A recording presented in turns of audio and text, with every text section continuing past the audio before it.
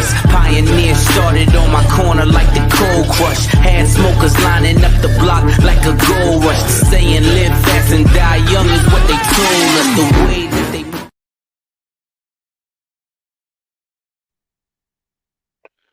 What's up, YouTube? It's Artisan MC, and today I am going to review Andor Episode 7. Now, I did end up watching this episode twice, not because there was a hell of a lot going on in it that I couldn't keep up with. It's just that I wanted to watch it again, full screen, not on my phone, paying attention to it and not half cooking and half watching. So, before I do that, like, share, subscribe, support the stream if you feel so inclined, and I'm going to get into it. This episode is the Fallout episode, or Repercussions episode. This is the episode that tells you what happens after Andor and the small team of rebels on Aldhani, after they rob the Imperial sector for 80 million credits, what the Empire does in response to that. And while some people may think this is boring, this is actually some of the stuff I really get into with Star Wars. Truth be told, I like lightsabers, I like Jedis, I like Sith, I like all of that stuff. Legacy of the Jedi and all of that. Love it. Love all of that stuff. Force powers, all of that. I do love that. But one of the things that always draws me to Star Wars is the political maneuvering that goes on. Because the Empire is a government, is a governing body. It's a governing body. It's not just something out there. It's just not just Sith. It's ran by a Sith, but it does have other things, other functions going on. There is a Senate. There are, council meetings and other groups that they have to maneuver through. And that, at least in reading the books, was always something that was more interesting to me. This show gives you a lot of that. And this is what I'm enjoying about this show. We're spending more time in this show outdoors, not on the green screen, in real life environments with actual light and people and stuff like that, and seeing or getting to see how this world actually works. Who are the regular blue collar people? Who are the high collar, hoity toity, senators and stuff like that? How they interact with each other. How do the people behind the scenes in charge of investigating all these random occurrences, what is their job like? What is it for just somebody like Karn? You lost your job with a corporation and now you have to take some menial, let me just look at numbers all day job just to try to get back to clearing your name in some sense. It's given me that real human touch to Star Wars that I think George Lucas put in the first movies that made me and others gravitate to these characters and actually care about what's going on with them and be a part of their journey, because there was a human connection made and not all the superficial stuff, right?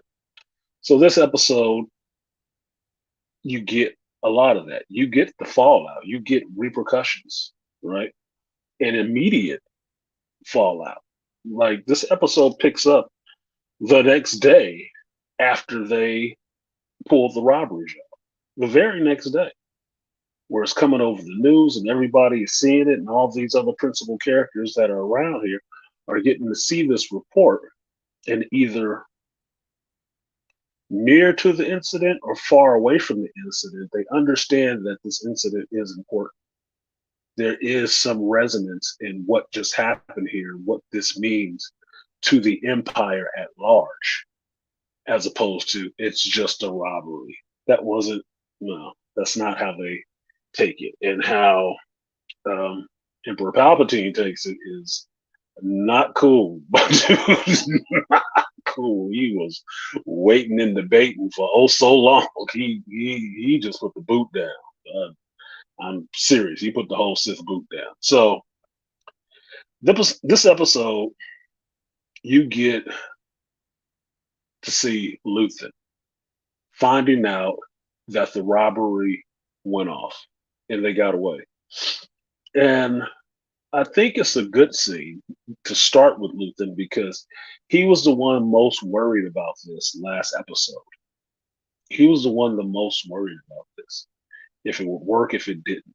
Because even if they don't spell it out plainly, he's trying to fund the rebellion. This is the early stages of the rebellion because you need ships, you need weapons, you got to pay people. They ain't doing all of this pro bono necessarily.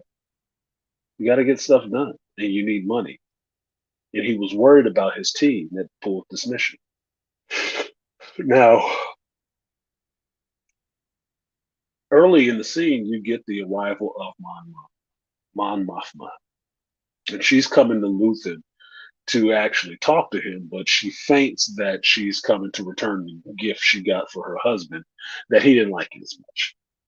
And you get into the first scene that is actually very clever in the sense that Mon Mothma and Luthen are having two conversations at the same time, which I think is actually clever in a spy kind of way. Is that because you know somebody is watching, your mannerisms and everything else is about one conversation.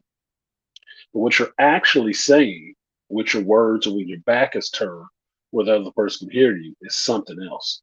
And for me, this harkened back to Dune, the last Dune movie by Denis Villeneuve, and how he actually put into the movie the Bene Gesserit speak, how they can have a conversation with their mouth, but their hands are doing signals and stuff, which is a whole different conversation. So it evades detection of what the real conversation actually is. In this show, they did it a little different way, is that sometimes his back is turned and he's going on with the conversation.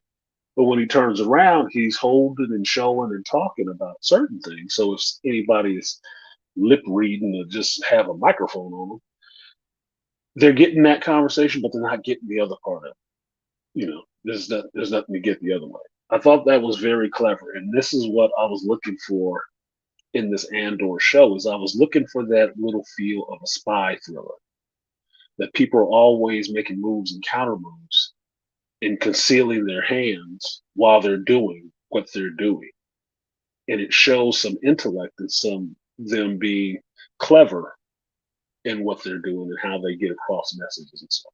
I thought it was good. Now, Mon Mothma rolling up and wanting to talk to Luthen and wanting to know if he was responsible for this heist on Aldani. And he kind of sloughs it off like, no, I don't know what you're talking about. I thought that was kind of funny because they're supposed to be partners in a way. But in the scene, it's interesting. When Mon Mothma starts irritating Luthen, he gets firm with her, which you would think her being a senator and her bringing some money to the table, she's the one in charge. Actually, it's Luthen that's the one in charge because he tells her clearly, "What did I tell you? What were the words I used?" He's pissed off that she's even coming to him like that. He was all happy about the heist going off. She comes in there quibbling like she's scared, and he doesn't want to hear that. Look, things have to get done. Now he knows more information that he's giving because he knows what she was doing to try to get money and how it was being stymied. And she's kind of taken aback for a minute, but she understands he did this. He robbed these folks. He did. And he's not necessarily ashamed of it, but in the view of spy, counter spy stuff, he's not telling her everything. So if she's ever questioned, she can't give up at him. Which I thought that was a really interesting scene between the two of them because it showed the power dynamic between the two of them. You would think Mon Mothma was really, the head cheese in here. Basically, she's not yet. Is that governments and rebellions are always funded by somebody.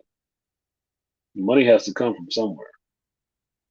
Somebody got the troops. Somebody got the money to pay them. Mon Mothma might have had some of the money before. She ain't. She doesn't now. She doesn't. She's not in the driver's seat. She's along for the ride and has to play her part. And I thought that was really interesting for what we were seeing in this. Is that Mon Mothma was kind of scared, even though she's doing a good job of hiding her hand in Senate and everything else. She's kind of scared. She's kind of scared and going at her pace. Things that are not getting done quick enough for Luthen. Now they have their little dispute, and she leaves kind of in a huff. And the question is, from Luthen's aide, is can they trust her? And he says, "We'll see, won't we?" All right. So that was interesting to me. Now the next thing you get is going back to Karn, staying at home with his mom, and seeing what job his uncle got for him. Now I'm still not sure who Karn's uncle actually is. I was hoping it was something seedy, like he was part of organized crime or something like that. But apparently he's not. He might just be somebody working for the Empire, some middle manager or something like that somewhere who can get you on some records and stuff, right? And you get to see how much Karn, even though he's still miserable where he is right now, how henpecked he is by his mother. And this is I say this, and I know some dude somewhere is being impacted by his mother right now. This is like the death of masculinity all the way around. He is miserable. Like the only peace he can get is having his blue milk and cocoa puffs, and barely get that because she's sitting there henpicking about his collar, about this, about that, and it's like I'm rolling my eyes in this scene. It's like, would you shut the hell up? Like for real, shut up. Like, god dang, you got to critique the man's clothes, his collar, his and what he did, what he didn't do. It's like, can I live? Is it okay if I live? And he tries to push back a little bit, but it's still kind of Millie mouth pushback. So you get him showing up to his new job and seeing that he is just a digit, just a digit that there is a cubicle, not even a cubicle, an octagon waiting for him, and it ain't the fun kind where you get to throw blows at people and ground and pound. No, no, no, no, no. They got a seat with two screens and two controls for him to sit his butt in and go over all this fuel purification data. He is a digit. He is a number cruncher. He is basically could have been a call center. It wouldn't have mattered. But the interesting part of all this is that while Karn is there and he's getting a rundown on what this job and what this place that he's working is, he tells his supervisor why he's there, what his story so far has been. And I thought that was a little stupid. I really did. I thought it was stupid for him to talk and confide in somebody he does not know. He's just meeting. First day, all this other stuff about corporate malfeasance or not doing things correctly and people getting killed and him wanting to clear his name and stuff like that. And that guy looks at him like, yeah, this ain't that job. Look, we got some numbers over here you need to work with, and we'll leave that out so nobody has to have a problem. That's it. And I said, I was thinking the same thing. Like, why are you telling all that? Nobody gives a shit about all that. Man, you better sit your butt down here and hope you make it through the day without, straining yourself. But that in and of itself is a bit interesting. Now, adjacent to this scene is a scene with Luthen's aide in disguise. And she's doing all her, you know, walking and, disguising and stuff like that. And what you find out is that here on Coruscant, Val has showed up and she's meeting Luthen's aide.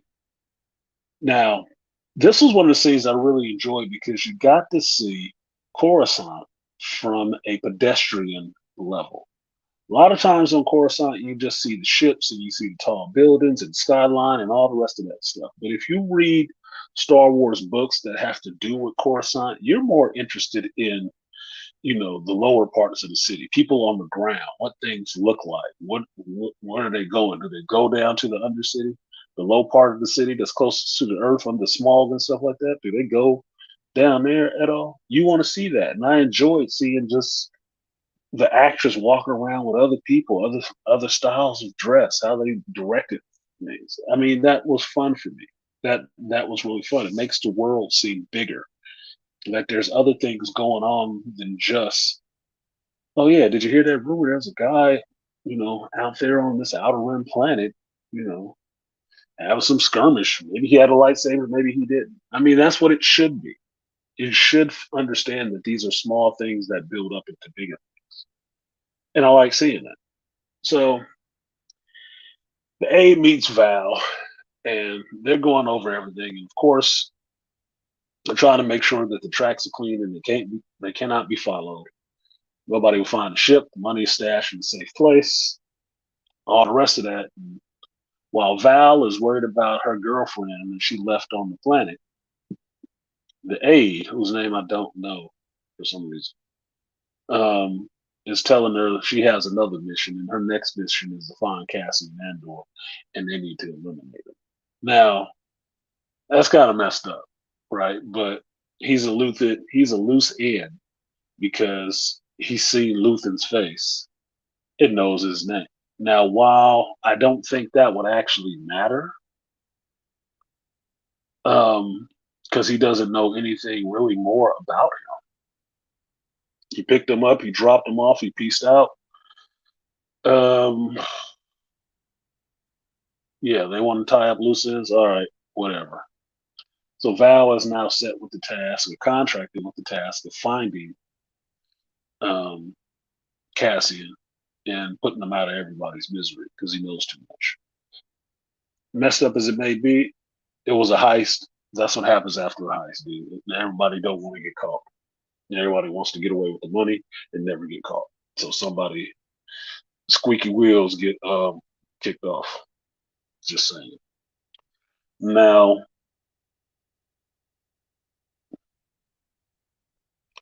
the next scene we get is we're back on Ferrix. And Cassian has come back to Ferrix for Merva. I think that's how you say her name. I'm sorry, I'm checking my notes. Uh, Marva, excuse me, Marva. And he has come back because he wants to take her away from there because for the most part, he sees her as his surrogate mom. Okay, that's his mother, as far as he's concerned. This is an adopted mom, whatever. And I thought the scene played out a bit interesting. I also thought it was completely fucking stupid that Cassian came back to Ferrix. That was dumb as hell to me. That was the last, and I mean the absolute last, after going through hell, place you should have been showing back up to. Now, I understand that he's lived on this planet for a while. He knows the streets, the towns, the hideaway spots that nobody can catch him. Yeah, Oliver Twist, whatever, dude. Look, that's the dumbest place to come back to. Outside of the fact he's gonna cause everybody else trouble, because outside of the fact that you caused enough of a stink the last time you were there, the Empire has moved in and taken complete control of that planet. It's a problem. I don't think he should have been there. I don't. I thought it was stupid, but it is what it is. You need the drama, and you need the information that comes from him interacting with Marva and interacting with Bix, because he goes to see each of them. These are, to me, they're decent scenes because it reveals a little bit more about what's going on with Cassie, why he cares about these people so much. Outside of Marvel, who you saw in what, the earlier episode, like episode 3 or whatever, or 2, where she took him from that planet, Canary. Okay, we get it. He's known nobody but her since then. So that became his surrogate mother. All right, fine. But Bix is still a mystery outside of the fact they probably was close, but they ain't no more. And when he goes to see her, you find out that yeah, they used to be together at one point, but they haven't been for a while. That's like strange, you know, that they would never go back and do that again, but they still help each other. So the conversation with Marva is sweet in a sense because Cassian really does want to rescue her and take her away, which is, yeah, it's a fantasy in a sense. He just wants to go. He just wants to take her, and while she's happy, there's apprehension. And later, you see what the apprehension is that she doesn't want to go. She does not. She is down to be part of the rebellion. She's not going anywhere. And this troubles Cassie because he wants her to come. He doesn't want to leave her there. But later she proposes it to him. He can't stay there. It's trouble for everybody if he's there. And she can't leave there. She is where she wants to be. Putting in the good fight against rebellion whatever way she can while she's there. It's kind of heartfelt and hurtful in a sense, but the scene with Diego Luna or with Cassie and Marva is good because I do get the sense that he actually really does care about her. And she does break him down when she tells him that's just love. It's just love. It's okay. That you would worry about somebody if they weren't next to you. You'd worry how they would do. That's good. That's just what it means. It's just love. It's okay. That was a good line. It was. His conversation with Bix is a little different because we know there's love there in some sense, at least strong feelings of care with each other. But somebody kicked her ass, and she might be a week later low key grieving over Tim, but at the same time, she knows he's trouble. There is no reason for him to be here. This is like the dumbest thing. You should not be here. You're causing people problems, and people blame him, blame Cassie for the Empire rolling in because they were looking for him. So now everybody knows what he did to even get the corpos coming down there, but also with the corporals being there, why the Empire rolled in afterwards. Now, what I think is really interesting is that Cassian doesn't tell Marva or Bix what he has done, even though he's kind of, I think he's a little bit impressed or shucks golly when Marva talks about the robbery on Eldani and how brave and whatnot the people were. He kind of smiles and then puts his head down. He's kind of proud that he made her excited, but he doesn't tell her. He doesn't let her in on it because it would just cause more problems. So it's really interesting to see him interacting with Bix with that on the tip of his tongue, but wanting to find out more about Luthen, how to get a hold of him, how she met him, those things. Excuse me. That's all well and good, but I think next episode he'll be asking her. Well, no, he won't. But he should have asked her to use the communications device to try to contact.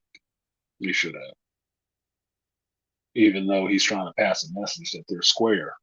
It's like, yeah, he knows. You should be saying a little bit more than that. But be that as it may, it is what it is. Now,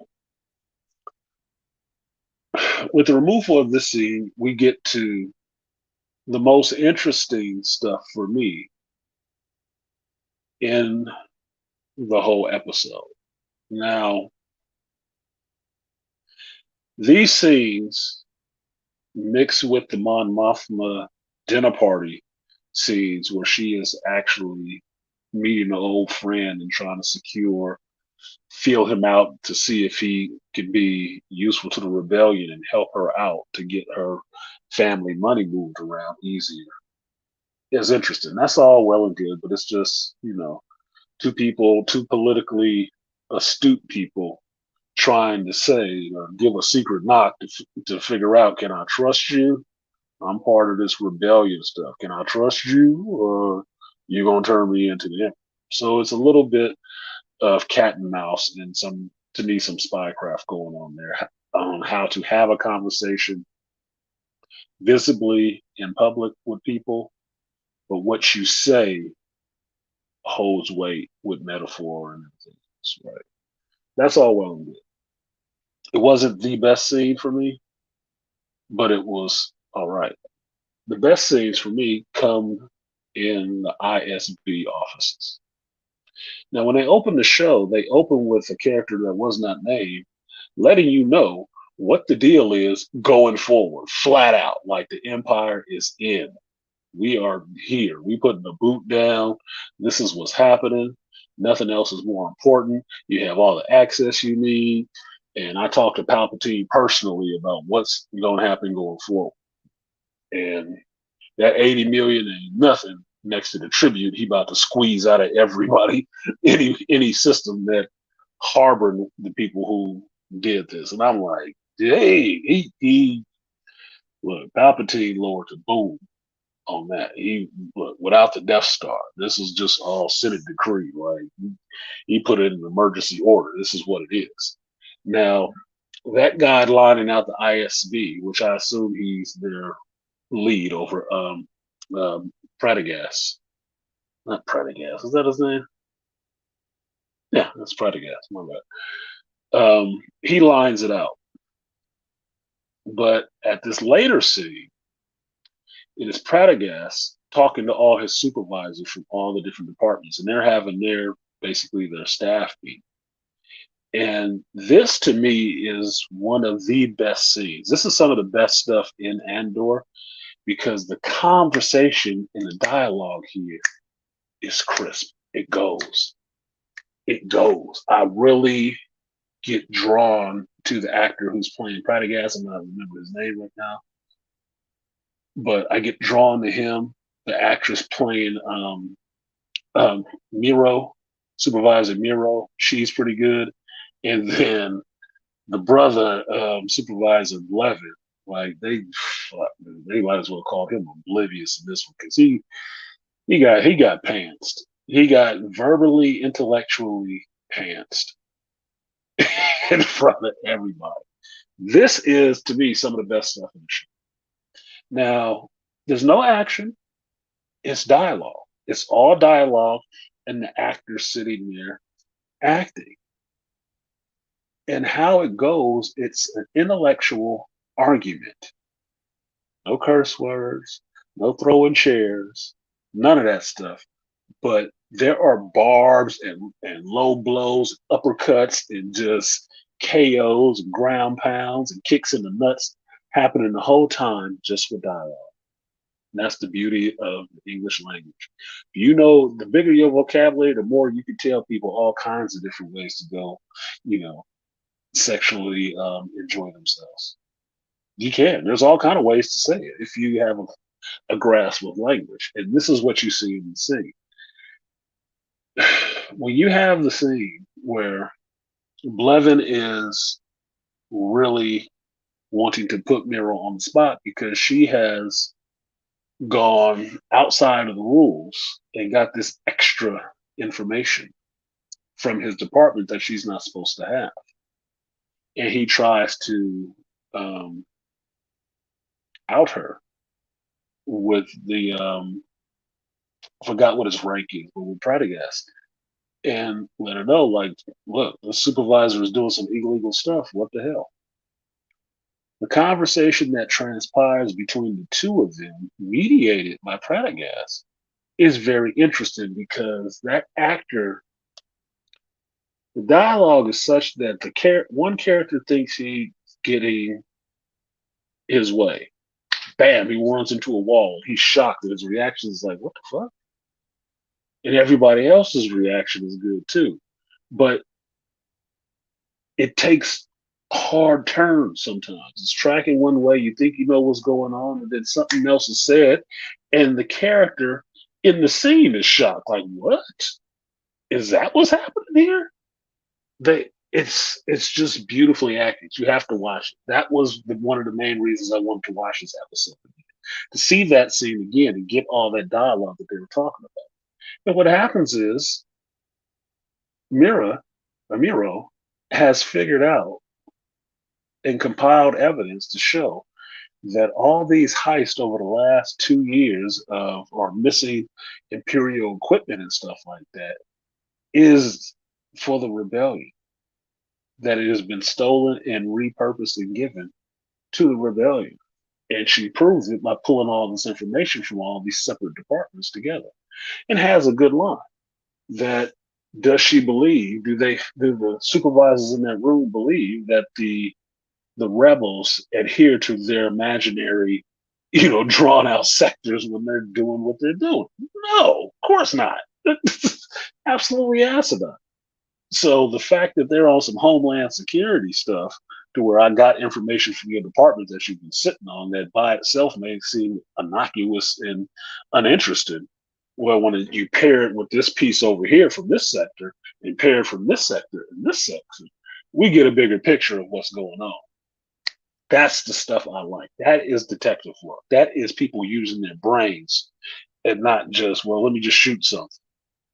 That's it's at least showing that the Empire is competent in some sense, no matter how much the stormtroopers may miss. These people on this back end side, this ISB, your SS, or whatever the hell you want to call them, they can get on the ball really quick. They got resources and motivated individuals. So I love that scene. It was well acted. The dialogue was crispy. It kept me interested. I was actually shocked in some scenes. Cool. Enjoyed it. And by the end of it, look, man, brother got egg on his face. He looked stupid. He really did look stupid. And I knew it was coming, but I don't feel that sense of, oh, here we go. This is the old troll brother. I don't know what the fuck he doing now. That's not how it played out. You've seen that character already be very competent and very in charge and very astute. But what happened was he did um, get pantsed by that chick. She did. Supervisor Miro did pants his ass. And Prodigas um, put the nail in it because she had a better argument. She was bold enough to tell him that what he lined out was not supposed to be, a kid's plaything. Yes, it was a good idea, but sometimes things need to change. You got to think outside the box if you want to catch these fools that's running around out here. So that was good. The last scene goes into where Cassian goes when he leaves Ferris. Now, I have to say this, and this is getting long, so I want to shut it off. But look,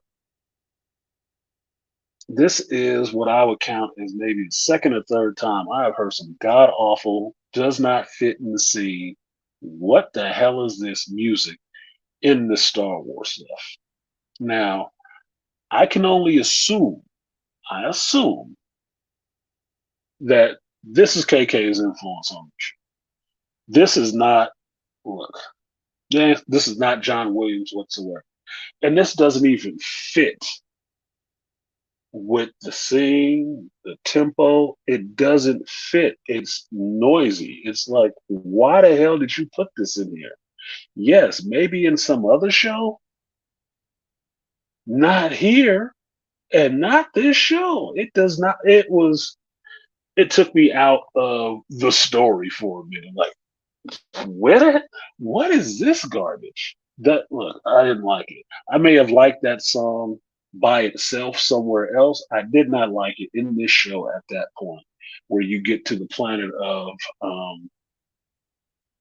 Naome, excuse me, Naome or whatever. It's like a resort, I guess. And this is where Cassian has gone, taken on another name, and he's hanging out here. That music was taking me out of the shit. It did. Now, it went away, but then it came back later. I don't know why. Stop doing that. Don't do it again. But on this planet, you see Cassian taking on another name, got himself a little piece of brown sugar for the day or for the night, whatever the hell else, and he's taking a walk. And while he's taking a walk, he is doing what you commonly shouldn't do, is looking around too damn much, right? And looking around like he's worried because people are running around him and stormtroopers are trying to catch them, and he's feeling nervous because he's thinking they're chasing that. Now, technically, you shouldn't be that nervous because if they were after you, nobody else will be running. The fact that other people are running and someone is chasing them, you should recognize that and play it cool. But looking around and being nervous, it's gonna get you caught for something else. And that's exactly what happens in this episode. He gets stopped for walking while brown, being brown while walking, and not running. Now, um, I'll say this scene is familiar. It is. It's familiar. Look, I live in a real world, and this shit happens, and it's happened. It has happened a few times to myself. I'm knocking on wood because I don't want to bring shit back to me. That's why I'm being real careful with how I say it. I don't want to throw it out to the universe. But Roman while brown is a thing, okay? And this is what Cassian runs into with this officer really wanting to know, are you part of it? Like, I'm part of what? Yeah, you know what it is. Well, the dude's just being an ass, right? The trooper is just being an ass. But during this, he's just detaining Cassian for nothing, just because he has a feeling on it, right? And while the other guys who were running before run past and he wants to go kind of be a part of this, he calls over this droid to come and watch Cassie. And the droid comes over, and it's the same type of droid as KSO2, K2SO. My bad, K2SO. It's the same type of droid. This is a different droid. This one was VX Ukes or something like that. And you see on this planet, in they are using these droids as police droids to help the actual troopers detain people. And this droid grabs him by the damn neck and starts choking him out against the wall because um,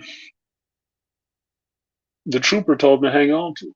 And the thing is so dense is very literal, and that's exactly what that one does. Like, now this plays back to something that you saw while a flashback you saw. That was a flashback that you saw when Cassian was back on Ferrix, and the flashback was very well. It was quick. It was short. It worked with the scene that it was happening in, and it was over. It didn't last a long time. It just wasn't. It didn't explain everything. It shows you some of the beats of what was going on, and you can fill it out from there. And what it informed on me, I don't know how I missed this before, but where Cassian got the Clem name from when he did the heist, because Clem is the name of this brother that Marva knew. I think it was her partner she was working with, and back on Ferrix when the Empire first came in, Clem was trying to break up, some protesters throwing stuff at the stormtroopers, and ended up getting himself caught up in it, to where they hung his ass in the town square and left him hanging for a minute. So Cassian using the name Clem is something, right? To him, it means something.